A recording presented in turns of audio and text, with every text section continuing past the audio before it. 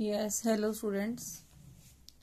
I hope you must have understood previous video.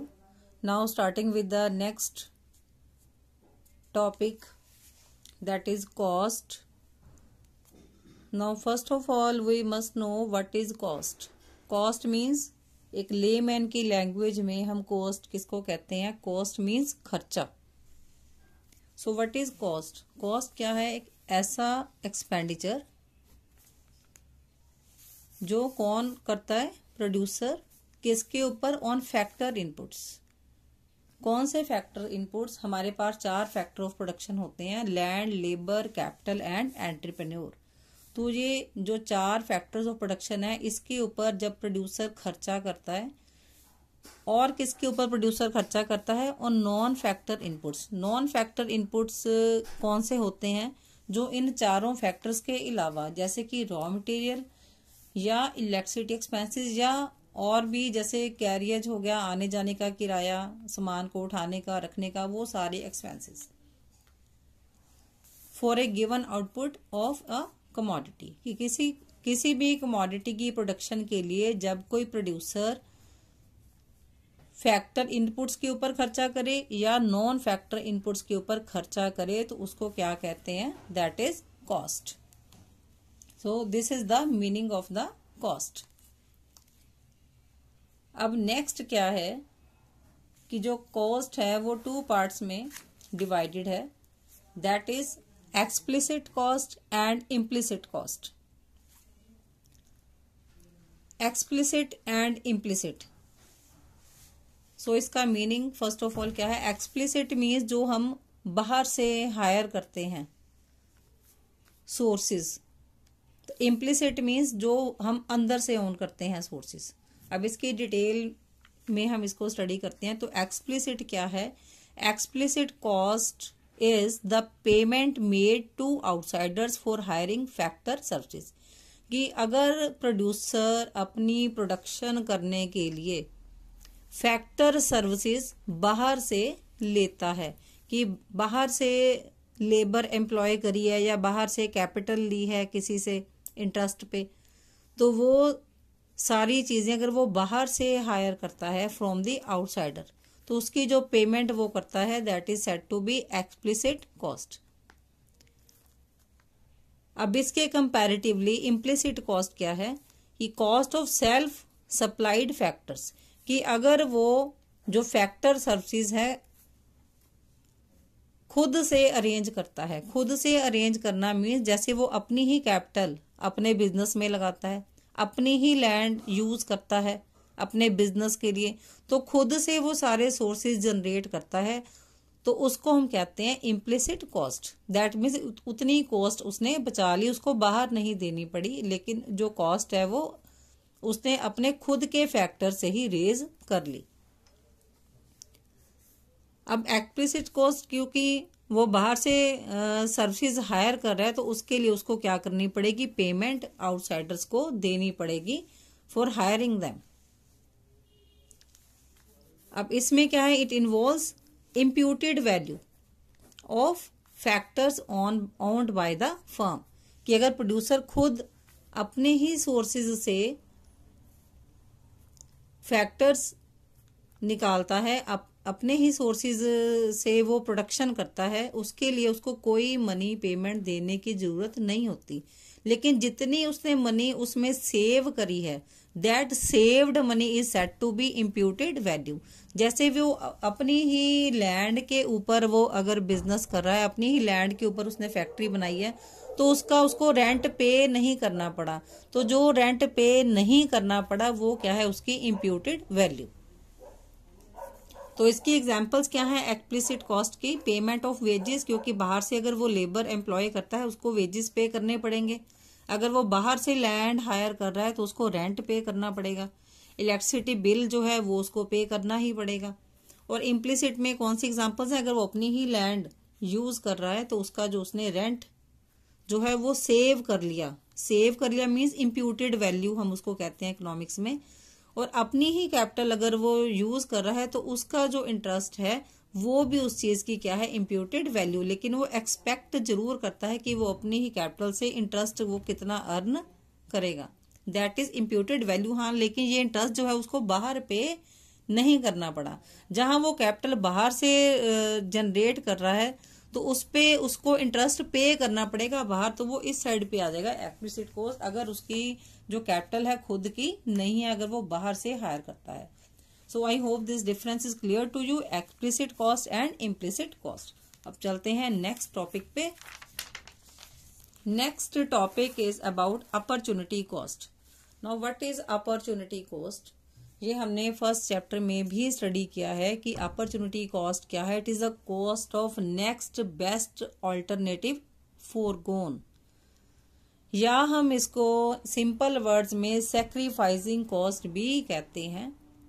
तो ये आपके 1 मार्क के क्वेश्चन के लिए भी बहुत इंपॉर्टेंट है। व्हाट इज अपॉर्चुनिटी कॉस्ट, बहुत बार ये एग्जाम में आया हुआ है। तो इसमें ये एक एग्जाम्पल मैंने पुटअप की है। सपोज एक फार्मर है, उसके पास ये लैंड है, लैंड का पीस है, ठीक है। तो ये 2 क्रॉप्स को ग्रो करने के लिए फर्टाइल है, that means rice and wheat. ये 2 के लिए फर्टाइल है, लेकिन फार्मर अगर अपनी लैंड पे राइस को ग्रो करता है तो उसको 50 क्विंटल्स प्रोडक्शन मिलती है राइस से, और अगर वो वीट प्रोड्यूस करता है तो उसको 40 क्विंटल्स प्रोडक्शन मिलती है उसको अपनी लैंड से। तो जो फार्मर है उसके पास 2 अपॉर्चुनिटीज हैं, तो वो कौन सी अपॉर्चुनिटी अवेल करना चाहेगा? नेचुरली वो किसको अवेल करेगा? राइस को। तो वो राइस को अवेल करेगा क्योंकि राइस से उसको प्रोडक्शन जो है वो ज्यादा मिल रही है। लेकिन वो राइस को ग्रो करने के लिए उसने सेक्रीफाइस किसकी प्रोडक्शन की? वीट की। तो वीट का जो 40 क्विंटल उसको सेक्रीफाइस करके तभी उसको 50 क्विंटल राइस की प्रोडक्शन मिलेगी। तो जितना वीट का उसने 40 क्विंटल सेक्रीफाइस किया, that sacrificing cost is said to be opportunity cost. तो जिस चीज को वो सेक्रीफाइस करता है अगली बेस्ट को पाने के लिए, so that's why it is said to be, it is the cost of next best alternative forgone, कि नेक्स्ट बेस्ट जो अपॉर्चुनिटी उसने चूज की उसके लिए उसने पिछली कौन सी छोड़ी, जो उसने चीज छोड़ी है, जो उसने सेक्रीफाइस की है, उस कॉस्ट को हम क्या कहेंगे? Opportunity cost. देन नेक्स्ट है, as I have already told you कि हमारे जो सिलेबस है उसमें फोकस किसके ऊपर है हमारा? शॉर्ट रन कॉस्ट के लिए। शॉर्ट रन में प्रोड्यूसर के पास टाइम पीरियड जो है वो कम होता है। तो शॉर्ट रन में हमारी जो कॉस्ट है वो 2 पार्ट्स में डिवाइडेड है, fixed cost and variable cost. ये डिफरेंस हमने प्रोडक्शन फंक्शन में भी कर लिया हुआ है। I am just repeating it once again, आपका रिवाइज भी हो जाएगा इससे साथ साथ। So what is fixed cost? Fixed cost क्या है? Fixed cost is the expenditure incurred by the producer on the fixed factor of production. ये जब producer fixed factors of production के ऊपर खर्चा करता है उसको हम फिक्स्ड कॉस्ट कहते हैं। तो फिक्स्ड कॉस्ट को हम सप्लीमेंट्री कॉस्ट, ओवरहेड कॉस्ट या इनडायरेक्ट कॉस्ट भी कहते हैं। These are the other names जो आपको माइंड में रखने हैं। तो इसकी जो एग्जांपल्स हैं, दीज आर एग्जांपल्स ऑफ, जैसे land and building fixed asset है, प्लांट एंड मशीनरी है, लाइसेंस फी जो है बिजनेस की, ये भी फिक्स्ड एक्सपेंडिचर है। तो ऐसे जो फिक्स्ड खर्चे जो प्रोड्यूसर को करने पड़ते हैं on fixed factor of production, it is said to be fixed cost, जिसका सिंपल मीनिंग है। देन वेरिएबल कॉस्ट क्या है? It is the expenditure incurred by the producer on the variable factors of production, कि जो खर्चा producer variable factors के ऊपर करता है। और वेरिएबल फैक्टर्स कौन से हैं? जैसे कि रॉ मटेरियल के ऊपर खर्चा करना, कैजुअल वर्कर्स के ऊपर खर्चा करना। और कैजुअल वर्कर्स मैंने आपको पहले भी बताया था, कैजुअल वर्कर्स कौन से वर्कर्स होते हैं? कि ऐसे वर्कर्स जिनको हम तब अपॉइंट करते हैं, तब उनको काम देते हैं जब हमें जरूरत होती है, अदरवाइज हम उसको निकाल देते हैं। ये हमारी परमानेंट लेबर नहीं है। अगर हमने परमानेंट स्टाफ रखा हुआ है, एम्प्लॉयज रखे हुए हैं, तो उसके ऊपर जो खर्चा करते हैं तो वो हमें सैलरी हर महीने देनी पड़ती है, या वेजेस में हर महीने देने पड़ते हैं, चाहे हमारे पास काम है या नहीं है। तो इस तरह के खर्चे को हम क्या कहते हैं? Fixed cost. So this is the variable cost, इसको हम प्राइम कॉस्ट या डायरेक्ट कॉस्ट भी कहते हैं। Now next, now what is total cost. अब टोटल कॉस्ट क्या है? टोटल खर्चा। किसने करना? प्रोड्यूसर ने। So total cost is the total expenditure incurred by the firm और प्रोड्यूसर। किसके ऊपर खर्चा करना? On the factors of production. कौन से factors of production? Land, labour, capital and entrepreneur. हर तरह के फैक्टर्स ऑफ प्रोडक्शन, चाहे वो फैक्टर्स हैं, इनपुट्स हैं, चाहे नॉन फैक्टर इनपुट्स हैं, हर तरह के फैक्टर ऑफ प्रोडक्शन के ऊपर किया गया टोटल खर्चा। दैट मीन्स चाहे वो फिक्स्ड है चाहे वो वेरिएबल है। सो टीसी क्या है? Means total cost summation of total fixed cost and total variable cost, दोनों को मिला के जो खर्चा हो गया, चाहे वो फिक्स्ड फैक्टर के ऊपर किया चाहे वो वेरिएबल फैक्टर के ऊपर खर्चा किया, दोनों को मिला के क्या बना? Total cost. अब जो टीएफसी है, टोटल फिक्स्ड कॉस्ट, ये कांस्टेंट रहती है at all levels of output. So that means change in total cost, जितनी भी चेंज टोटल कॉस्ट में होनी है वो बेसिकली किसकी वजह से होती है? टोटल वेरिएबल कॉस्ट में होने की वजह से। तो जो टोटल फिक्स्ड कॉस्ट है, जिसको हम फिक्स्ड कॉस्ट भी कह सकते हैं, ये आउटपुट में चेंजेस आने के साथ साथ चेंज नहीं होती। Don't change with the change in the levels of output. कहने का क्या मतलब है कि टोटल जो फिक्स्ड एक्सपेंडिचर्स हैं, फिक्स्ड कॉस्ट है, जैसे कि किसी ने बिजनेस स्टार्ट किया, प्रोड्यूसर ने, उसने लैंड परचेज कर ली, और अगर वो नंबर ऑफ यूनिट्स अगर वो बढ़ाता है तो वो लैंड को नहीं बढ़ाता जाता साथ साथ। ये हमने प्रोडक्शन फंक्शन में भी स्टडी कर लिया कि लैंड जो है एक लिमिटिंग फैक्टर है, क्योंकि शॉर्ट रन में प्रोड्यूसर के पास लैंड को बढ़ाने का कोई भी वो नहीं है, ऐसा कोई प्रावधान उसमें नहीं है।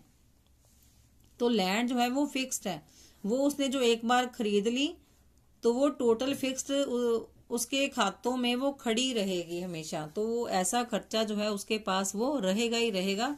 आउटपुट चाहे उसके ऊपर हो रही है चाहे नहीं हो रही, प्रोड्यूसर प्रोडक्शन कर रहा है चाहे नहीं कर रहा, तो जो टोटल फिक्स्ड कॉस्ट है ये हमेशा कांस्टेंट ही रहेगी। लैंड और मशीनरी जो है वो उसके ऊपर खड़ी रहेगी, चाहे उसके ऊपर काम चल रहा है चाहे नहीं चल रहा। तो प्रोड्यूसर को फिक्स्ड कॉस्ट का खर्चा हर हालत में बियर करना ही पड़ता है at all levels of output.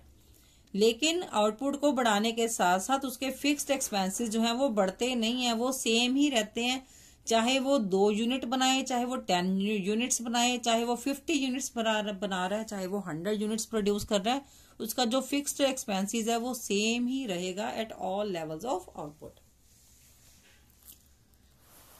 Now next क्या है? टोटल वेरिएबल कॉस्ट, और जिसको हम क्या कहते हैं? Variable cost.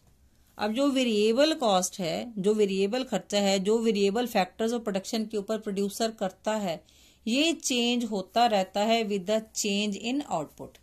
कि जैसे जैसे प्रोड्यूसर ने प्रोडक्शन को बढ़ाना है वैसे वैसे वो लेबर को एम्प्लॉय करता चला जाता है। ये हमने प्रोडक्शन फंक्शन में भी इस चीज को डायग्रामेटिकली देखा है कि जैसे जैसे उसने नंबर यूनिट्स बढ़ते हैं उसकी जो लेबर का खर्चा है वो बढ़ता जाता है। तो जो वेरिएबल कॉस्ट है तो आउटपुट के बढ़ने के साथ साथ वो बढ़ती है। So here I have written also this कि it rises with the increase in output. तो अगर प्रोड्यूसर प्रोडक्शन को डिक्रीज करता है, यूनिट्स बनाने कम कर देता है, तो उससे जो है ये वाला वेरिएबल कॉस्ट वाला खर्चा कम हो जाता है। आउटपुट बढ़ाने से बढ़ता है और आउटपुट रिड्यूस करने से ये रिड्यूस होता है। सो वेरिएबल कॉस्ट क्या है? It is expenditure incurred on the variable factors of the production. अब इन सारी चीजों को हम डायग्रामेटिकली भी और टेबल के साथ एक्सप्लेन कर रहे हैं। यस, नाउ नेक्स्ट है, हम इसका बिहेवियर या रिलेशन भी हम कह सकते हैं कि fixed cost, variable cost, total cost, इसका बिहेवियर या इसका रिलेशन क्या है और इनकी शेप्स कैसे होती हैं। अब इसमें जो हमने टेबल लिया है, प्रोड्यूसर 6 यूनिट्स प्रोड्यूस कर रहा है from 0 to 6।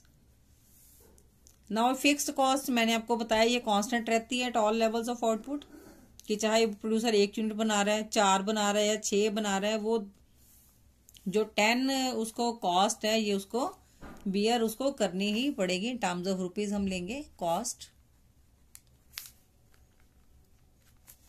Then variable cost, जो वेरिएबल कॉस्ट है ये उसकी बढ़ती है by the increase in the number of units of the production. तो जीरो जब प्रोडक्शन हो रही है तो नेचुरली कोई लेबर का बंदा उसने एम्प्लॉय नहीं किया, इट विल बी जीरो। जब उसने फर्स्ट यूनिट प्रोड्यूस किया, वेरिएबल कॉस्ट उसको कितनी पड़ रही है 10। जब उसने 2 यूनिट्स प्रोड्यूस किए 18 उसको कॉस्ट पड़ रही है वेरिएबल फैक्टर्स की। अगर उसने 3 यूनिट्स वो प्रोड्यूस कर रहा है इट इज 24, और अगर वो 4 यूनिट्स एम्प्लॉय प्रोड्यूस कर रहा है तो उसको 28 कॉस्ट देनी पड़ रही है। 5 यूनिट्स अगर प्रोड्यूसर प्रोड्यूस कर रहा है तो उसको वेरिएबल कॉस्ट कितनी पड़ रही है 32। अगर वो 6 यूनिट्स प्रोड्यूस कर रहा है तो वेरिएबल कॉस्ट कितनी बियर करनी पड़ रही है 38। तो माय डियर स्टूडेंट्स, ये वाला टेबल आपको है जो वो लर्न करना है, तो it's very easy to learn it. आप ध्यान से देखोगे कि जो वेरिएबल कॉस्ट है पहले 10 है, 18, देन 24, देन अगेन +4, 28, फिर 32, देन 38।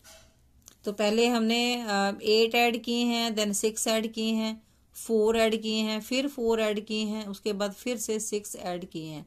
तो आप ध्यान से देखोगे जो वेरिएबल कॉस्ट है पहले जो है ये इंक्रीज कर रही है वेरिएबल कॉस्ट एट इंक्रीजिंग, ये डिक्रीजिंग रेट पे पहले इंक्रीज कर रही है। पहले देखो 10 ये इसमें 8 ऐड किए 18 हो गया, फिर हमने इसमें 6 ऐड किए कि पहले 8 ऐड किए फिर 6 ऐड किए। इसका क्या मतलब है कि जो वेरिएबल कॉस्ट है वो इंक्रीज तो कर रही है बट एट डिक्रीजिंग रेट। तो मैं यहाँ रफली लिख लेती हूँ, पहले हमने इसमें 8 ऐड किए हैं, फिर हमने कितने ऐड किए हैं 6। ठीक है,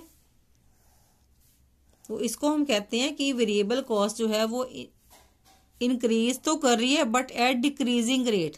this shows the decreasing rate कि पहले हमने 8 ऐड किए कॉस्ट में, फिर हमने 6 ऐड किए। अब इसके बाद हमने इसमें 4 ऐड किए हैं, देन अगेन +4, उसके बाद +6। अब फिर ये जो कॉस्ट है फिर इंक्रीज होनी शुरू हो गई, पहले 4 है देन 6 है। तो दैट मीन्स जो वेरिएबल कॉस्ट है इनिशियल स्टेजेस पे पहले डिक्रीजिंग रेट पे इंक्रीज हो रही है, फिर इंक्रीजिंग रेट पे इंक्रीज हो रही है। देन टोटल कॉस्ट जो है ये दोनों को ऐड करके सिंपली इन दोनों को हमने ऐड कर देना है, तो ये टोटल कॉस्ट आ जाएगी। That means 10 + 0 10, 10 + 10 20, 10 + 18 28, 10 + 24 34, 10 + 28 38, 10 + 32 42, 10 + 38 48। Now what is TFC? अब इसको हम डायग्रामेटिकली पहले समझ लें, इसको प्रेजेंट कर लें डायग्रामेटिकली। एक्स एक्सिस पे हमने यूनिट्स ले लिए और वाई एक्सिस पे हमने total cost, total variable cost और टोटल फिक्स्ड कॉस्ट, ये तीनों लिए हैं हमने। अब जैसे जैसे हमने टेबल बनाया है आपको सिर्फ ये वाला कॉलम लर्न करने की जरूरत पड़ेगी, बाकी ये तो कांस्टेंट ही है, और ये वाला कॉलम जो है टोटल कॉस्ट का, ये इन दोनों को प्लस करके ही बन जाना है। तो मैंने ये पॉइंट्स प्लॉट कर लिए हैं टेबल को देखते हुए। टोटल फिक्स्ड कॉस्ट तो बेटा सेम ही है, it is 10 at each unit of production. ठीक है, तो ये 10 नहीं है, अगर वो 1 यूनिट प्रोड्यूस कर रहा है तो भी 10 है, 2 कर रहा है तो भी 10 है, 3 कर रहा है तो भी 10 है, 6 कर रहा है तो भी 10 है। तो ये पैरेलल आ रही है एक्स एक्सिस के। तो जो टोटल फिक्स्ड कॉस्ट है, अब इसकी शेप भी हम स्टडी कर रहे हैं साथ साथ। अब आप इसको समझेंगे और सुनेंगे भी ध्यान से कि जो TFC है that means total fixed cost, it is horizontal straight line parallel to the X axis, और ये कांस्टेंट रहती है, दैट मीन्स 10 सेम। 1 पे भी 10 है, 2 पे भी 10 है, 3 पे भी 10 है, it is same at all levels of output. ये तो हो गया TFC का बिहेवियर। अब जो TVC है, तो टीवीसी को पहले हम प्लॉट कर लें। आप देखें इधर 0 पे 0 है, इधर 1 पे 10 है, देन 2 पे कितनी है, दिस इज 18, ये मार्क है 18 का, 10, देन 3 पे है हमारी कितनी 24,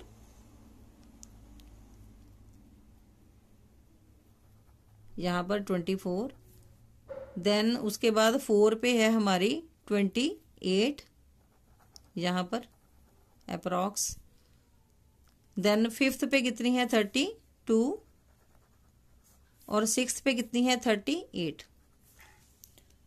तो ये हमने पॉइंट्स ज्वाइन कर दिए। आप शेप देखोगे ध्यान से टीवीसी की, टोटल वेरिएबल कॉस्ट की, ये इनवर्सली एस शेप्ड है।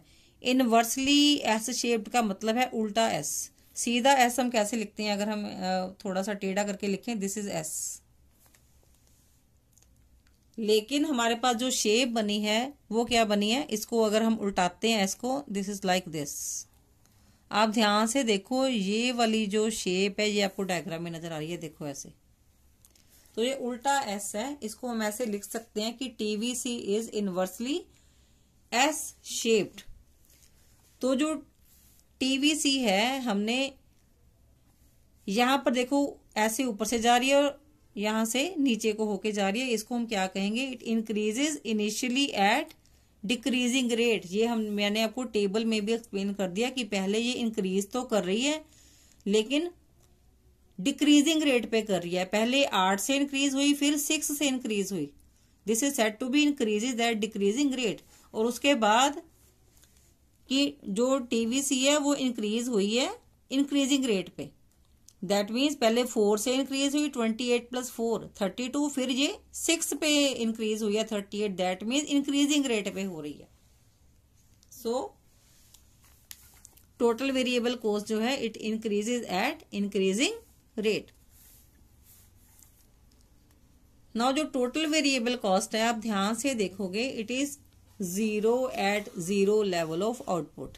तो मैंने आपको ये पहले भी एक्सप्लेन किया था यहाँ पर टेबल में भी, कि जब कोई प्रोडक्शन फैक्ट्री में नहीं हो रही है तो प्रोड्यूसर को कोई भी वेरिएबल कॉस्ट का खर्चा बियर नहीं करना पड़ता, लेकिन फिक्स्ड कॉस्ट उसको हर हालत में बियर करनी पड़ती है। अब हमने टोटल कॉस्ट है वो हमने यहाँ से पॉइंट्स प्लॉट करके ज्वाइन कर लिए। 0 पे 10 है, देन 1 पे 20 है, 2 पे 28 है, 3 पे 34 है, देन 4 पे 38 है, 5 पे कितनी है 42, 6 पे 48। तो ये हमने पॉइंट्स ज्वाइन कर दिए। अगेन जो टीसी है ये भी उल्टा एस है, it is also inversely S shaped. जो टीसी है ये कहां से डिराइव होती है, बाय एडिंग वेरिएबल कॉस्ट, क्योंकि फिक्स कॉस्ट तो सेम ही है at each level of output. तो टोटल कॉस्ट जो है it is equal to the total fixed cost equal to 10 at 0 level of output. तो 0 लेवल ऑफ आउटपुट पे जो टोटल फिक्स्ड कॉस्ट है वो भी 10 है और टोटल कॉस्ट भी 10 है, क्योंकि वेरिएबल कॉस्ट तो 0 है एट 0 लेवल ऑफ आउटपुट। अब आप देखोगे ध्यान से कि जो टोटल कॉस्ट और टोटल वेरिएबल कॉस्ट की जो शेप है दोनों ही एक दूसरे के पैरेलल हैं। तो दोनों में जो डिस्टेंस है वो किसकी वजह से है, वो टोटल फिक्स्ड कॉस्ट की वजह से है, इसीलिए ये पैरेलल है। और जो फिक्स्ड कॉस्ट है वो 10-10 है। ये जो डिफरेंस है दोनों में, ये किस चीज का है, 10-10 का है, जो कि कांस्टेंट है at each level of output. So ये हमारी शेप्स भी डिस्कस हो गई और रिलेशन भी डिस्कस हो गया, fixed cost, variable cost, total cost and total fixed cost. ये आपका relation behaviour with table and diagram, ये कई बार क्वेश्चन आ जाता है पेपर में, और इसका मीनिंग भी आई होप आपको क्लियर हो गया होगा। फिक्स्ड कॉस्ट क्या होती है, वेरिएबल कॉस्ट क्या होती है एंड टोटल कॉस्ट क्या होती है। नेक्स्ट वीडियो में हम इसके आगे करेंगे कंप्लीट इसको। तो हर टेबल को लर्न करने का एक मेथड होता है कि जो मैं आपको साथ साथ बताती जा रही हूँ। जैसे इसमें मैंने आपको बता दिया कि सिर्फ आपने वेरिएबल कॉस्ट का जो कॉलम है इसको थोड़ा सा ध्यान देके लर्न करना है, थोड़ा और ध्यान देके करोगे तो इसमें 8 और 6 की फिगर्स ही घूम रही हैं कि पहले हमने 8 प्लस किया, फिर 6 प्लस किया, फिर 4 प्लस किया, फिर 4 देन 6। तो इन दोनों को ऐड करके जो है वो टोटल कॉस्ट बन जाती है। So I hope this video will clear your concept about the cost. So in the next video I will continue with the next part of the cost topic. Thanks for patient listening.